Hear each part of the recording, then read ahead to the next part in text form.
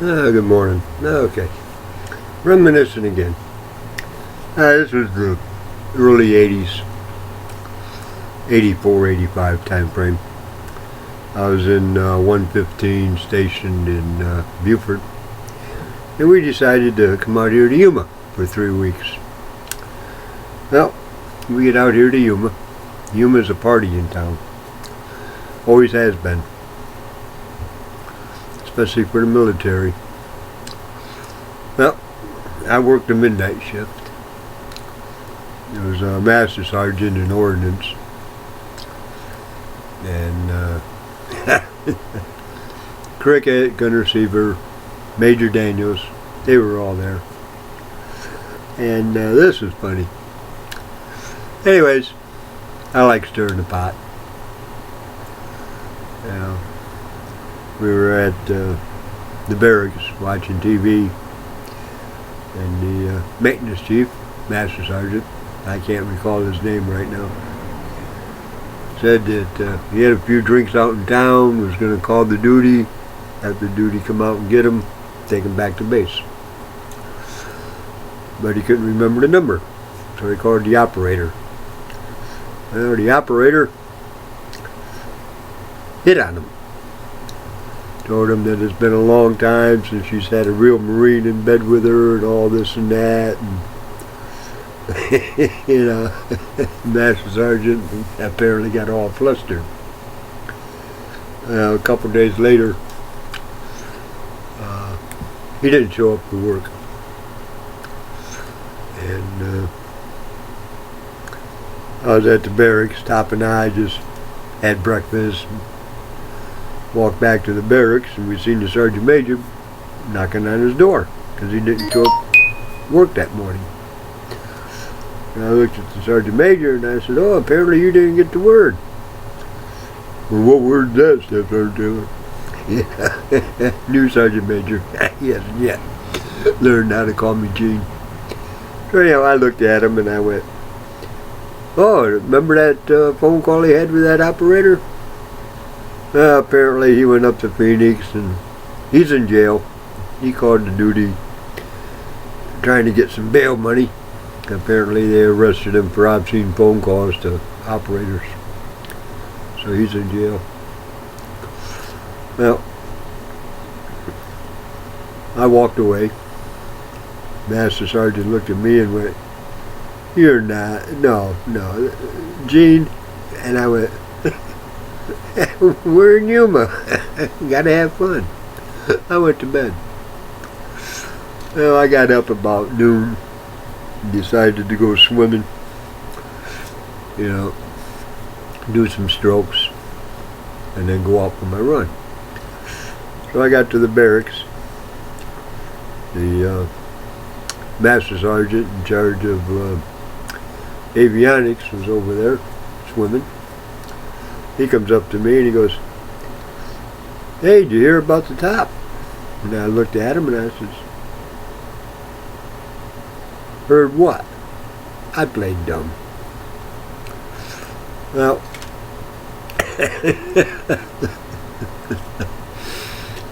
he's up in Phoenix. He's in jail. Something about obscene phone calls to operators. You're kidding me. I played dumb. Yeah.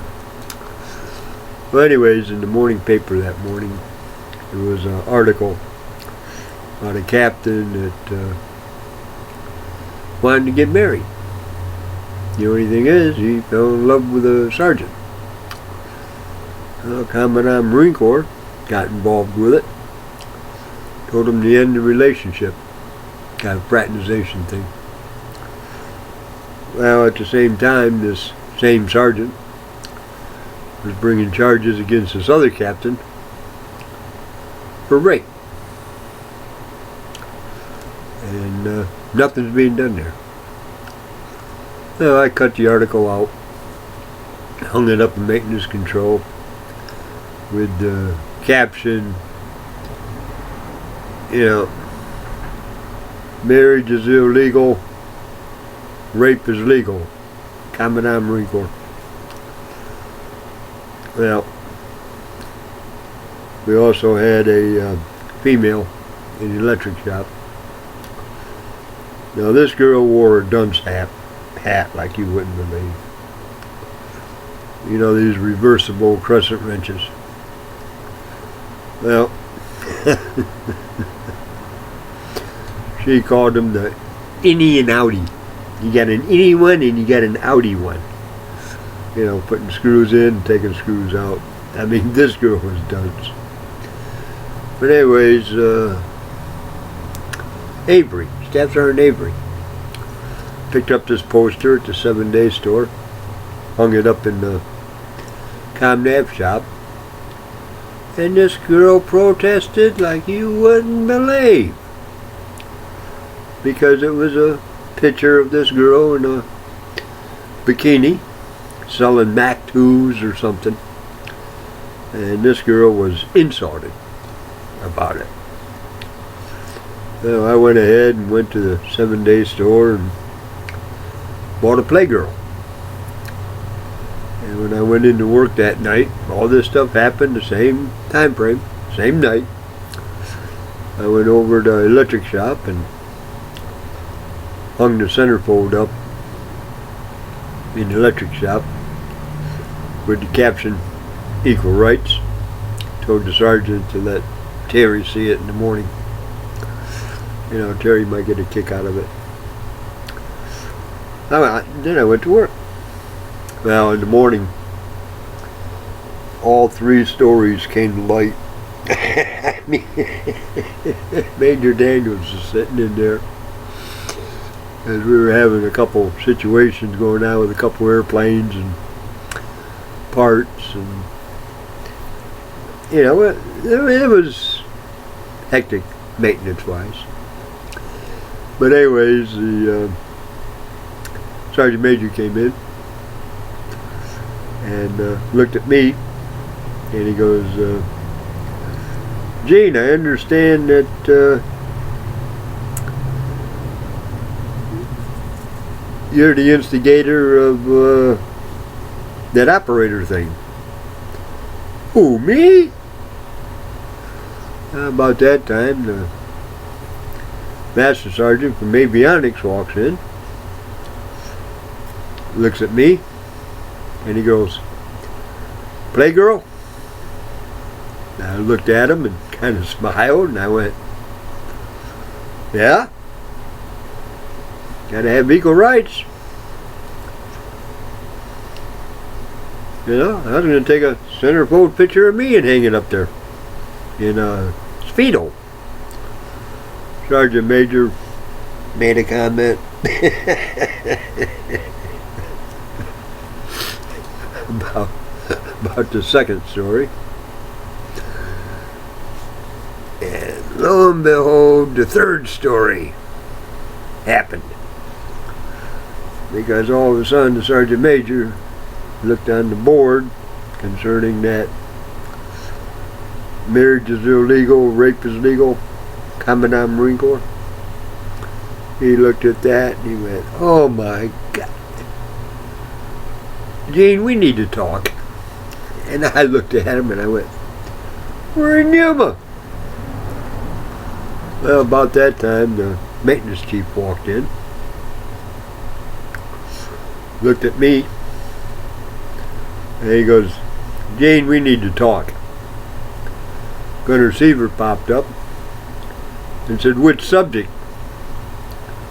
Maintenance chief looked at Gunner Seaver and went, "Huh? Well, right now, Gene's being blamed for 3 incidences. And I think he's guilty for all 3 of them." "Oh, come on. You know, have a heart. I'm not guilty for any of them, and I'm on my time now." Well, Major Daniels put a stop to it. And he goes, "You have menopause this morning?" And I went, "Sure did, 5 o'clock. Okay.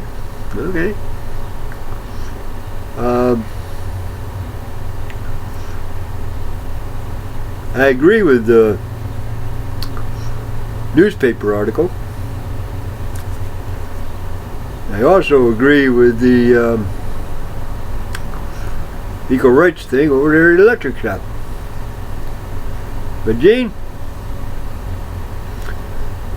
I think you owe Top here an apology.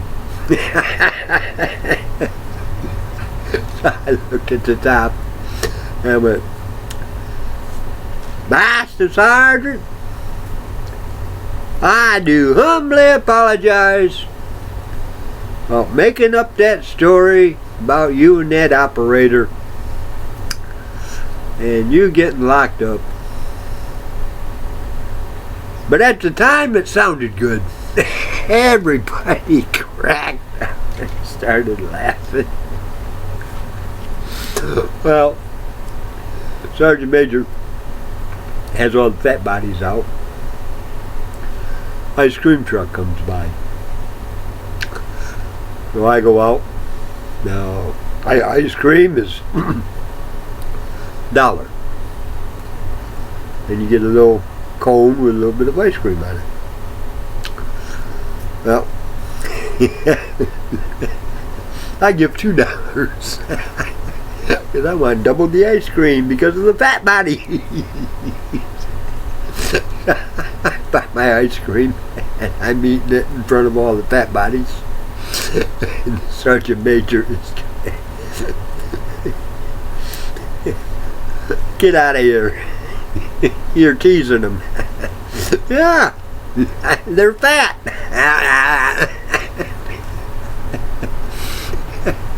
Just having fun. Well, we get on the airplane to come back home, and something happened outside. I was running late or something. The only seat that was available was sitting next to Gunner Seaver on one side and the Sergeant Major on the other side. And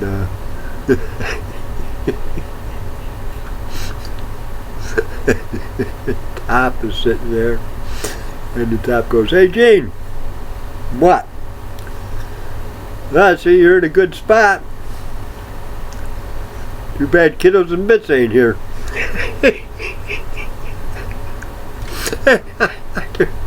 And I looked at him, and Gunner looked at him and went,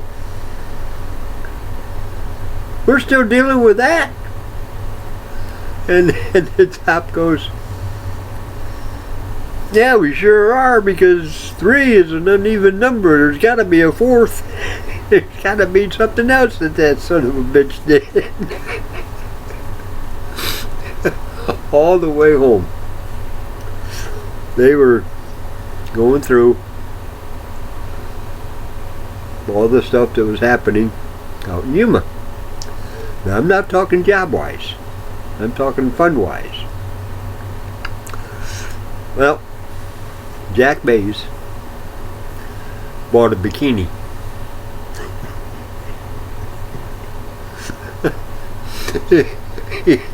He met this girl at the swimming pool, and he bought a bikini for her daughter. And I humiliated him at the swimming pool. You know, pedophile, you know, more skin. Because the mother had a one-piece on. But the little, I don't know, she must have been 8 or 9 with a bikini. And I was razzing Jack like you wouldn't believe. Jack works right hard. You know, I always considered him a loony toony to begin with. But what man buys a bikini for an 8 or 9-year-old? You know, that to me is sick. Anyway, they chalked that up to 4 to make it an even number. So, anyway, we get back to Yuma, and It was just before Thanksgiving. And I told you that in the F4 community, you go to work in the morning and you may not make it home for supper. Well, we launched this airplane first thing in the morning, mid-shift. Did a couple days before Thanksgiving. My ex-grandmother-in-law came down because she wanted to be with people that loved her. Well, just before I went to Yuma, we found out that Grandma was coming down. So I went down to Savannah to get her. 6 months before that, we were home on leave. She was in the hospital. She had cancer. And she was going through chemo, lost all of her hair. I go into the hospital. Her daughter's there. My mother-in-law. Mother-in-law from hell. But anyways, I look at Grandma. And I'm standing beside her bed. I asked her, what are you doing? You're supposed to be home making me some coffee. And she looked at me and she goes, Gene, I can't do that right now.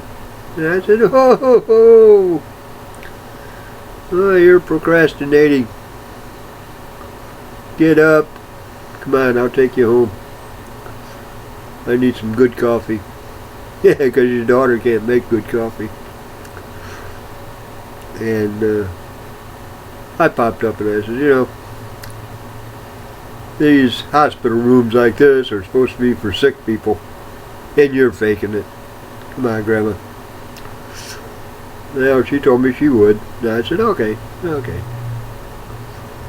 Boy, I tell you what, the rain got mad at me as hell for that. 6 months later, we get a phone call that Grandma's coming down. I'm going to spend some time with us. So I go down to Savannah to get her. On the way back, she was complaining about the pills that she had to take. So I told her, there's a window. Well, she tossed her pills out. So I told the ex about it. And I ended up getting a hold of Mike. Going down and getting him. At that time, my daughter was probably 8 years old. She just lost her turtle. According to her, it croaked. And we buried it in her window underneath in the backyard underneath the window, made a little tombstone for it. And anyhow, I ended up getting a pocketbook full of pills, finding them finally after about a couple hours. And Grandma just refused to take her pills. Now, after she got up speed with jet lag, because it just tore her apart. That airplane from New York to Savannah just tore her apart. And she slept for about 10 hours. Well, it was Saturday morning. I was out changing spark plugs and the points in the car. And Grandma came out, had 2 cups of coffee. Her and I sat down, had coffee. Pam came out and said that she needed milk. So I got my wallet out and gave my daughter $5 to go to the 7-Day store and get a jug of milk. And because the 7-Day store is only like 3 blocks away. Well, Grandma said, well, why don't I take the children and go? Sure. Well, she walked the children all the way to the 7-Day store, got the milk, came back, played on the playground a little bit on the way coming back, and made it home. By that time I was done with the car. My grandma and I had another cup of coffee, and we talked. And she told me that she's not taking her pills, and it's the best she's ever felt. And I told her, I said, well, my belief is every action there's an equal and opposite reaction, and if you take pills, your system's going to react the way the pills are by not doing what the body's supposed to do. Then when you quit taking the pills, your body gets lazy and you end up getting sick. So anyways, I go to work a couple of days before Thanksgiving, and sure enough, Dallas, Texas, airplane goes down. The 5 of us loaded up on the 117 and flew to Dallas. We had to wait till the day after, the day just before Thanksgiving. In other words, it was like 9:30 that night that I got home, the day before Thanksgiving. I go into the house and find out that Grandma was taken to Buford Memorial Hospital. So I get in my car, and I'm still in uniform, but I go to Buford Memorial. I went to the ICU, and it was after hours, but I explained to the nurse what was going on, and she allowed me to go in and see Grandma. Well, Grandma informed me that she's ready to go to God. Well, at that time I was still Antichrist. I said, well, you believe what you believe, and I'll believe what I believe. Well, Grandma said that she's going to say a prayer before she goes to sleep about me having my eyes open. Hindsight being 20/20. I remember Chuck saying the same thing. But anyways, I get home. I got home about 1 o'clock in the morning. Well,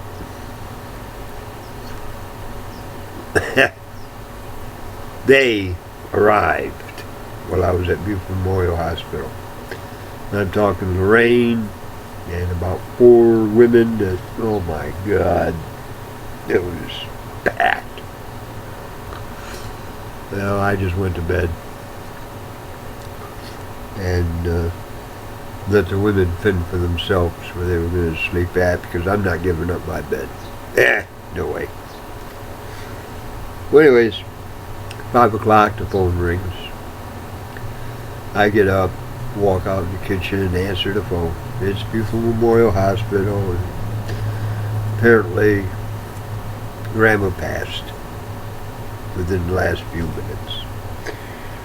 So I thanked her, and I went in, woke up the ex, told her about Grandma. Oh my God. She started wailing and crying and upsetting everybody, and everybody started crying, and oh my God. I went out, poured myself a cup of coffee, and I'm sitting at the kitchen table. Nobody's in the kitchen, they're all in the living room, blatting. They woke my daughter up. Chris comes out, comes up to me and sits on my lap, welcomes me home, gives me a hug and a kiss, told me that she missed me those 3 days, and that we're having turkey for supper. And I said, yeah, today's Thanksgiving. And then she wanted to know why everybody was crying. And about that time, Lorraine came out in the kitchen. And I looked at my daughter and I went, well, you remember Grandma coming down, right? Great Grandma? Yeah. She went to the hospital. She didn't feel good. And I went, yeah. Well, apparently, Grandma croaked this morning. Oh, Jesus. Wrong word. Lorraine just started chastising me. I informed Lorraine I'm going to talk the way the children understand it. Because if I looked at Chris and said the word pass, she would not understand. But she understands the word croaked because of her turtle. My mother's not a turtle. You insulted my mother. Oh my God. Get out of here, Lorraine. Jeez. Get out of here. You know, anyhow, Chris started crying about Grandma passing, and I just held on to her. Well, girls asked me if I was going to go to New York for the... No, I'm not going with you women. Jesus, you're fighting over Grandma's underwear. I'm not... Nah, you women just pack up and get the hell out of here. Jesus. I'm staying here. So I get a phone call from the mortician after the girls go. And he asked me to come by and pay my respects. And I said, okay. So I went to the mortician. He was done with one side of her face. And he wanted to know about the resemblance. And I said, yeah, that's pretty close. That's pretty close. You're doing a good job. Didn't really have much to work with. What do you mean? Look at the other side. So he removed the cloth of the other side. Holy cow. Boy, I tell you, what happens to your body when you die? You know, things just fall off you. Well, anyways, that being said, I just thought I'd reminisce a little bit more. And,